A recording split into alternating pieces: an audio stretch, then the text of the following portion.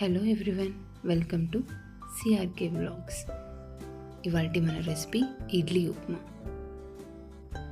మనం మిగిలిపోయిన ఇడ్లీలని ఇలా ఉప్మా చేసుకుంటే చాలా బాగుంటుంది. దీనికోసం కరివేపాకు, 2 పచ్చిమిర్చి, 1 ఉల్లిపాయ తీసుకోవాలి.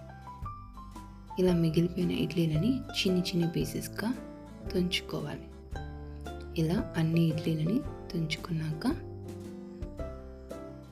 ఒక ప్యాన్ పెట్టి ఆయిల్ వేసి అందులో ఆవాలు, ఉద్దిపప్పు, పచ్చెనగపప్పు, కరివేపాకు వేసుకొని బాగా ఫ్రై చేసుకోవాలి.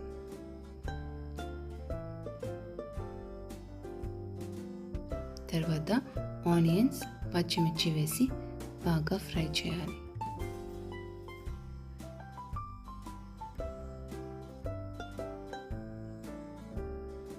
ఇందులోకి కొంచెం సాల్ట్ వేసి, పసుపు, 1 స్పూన్ కారం, అలాగే కొంచెం సాల్ట్ వేసి బాగా ఫ్రై చేయాలి.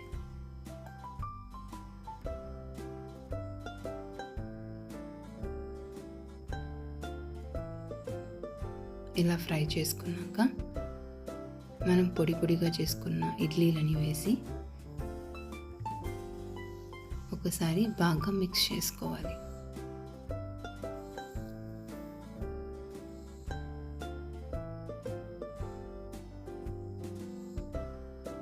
ఇలా కంప్లీట్గా మంచిగా మిక్స్ చేసుకోవాలి. ఇలా మిక్స్ చేసుకున్నాక లెమన్ని స్క్వీజ్ చేసుకొని కొత్తిమీరతో గార్నిష్ చేసుకుంటే ఎంతో రుచికరమైన ఇడ్లీ ఉప్మా రెడీ. ఇది ఒక్కసారి మీరు ట్రై చేయండి, చాలా బాగుంటుంది.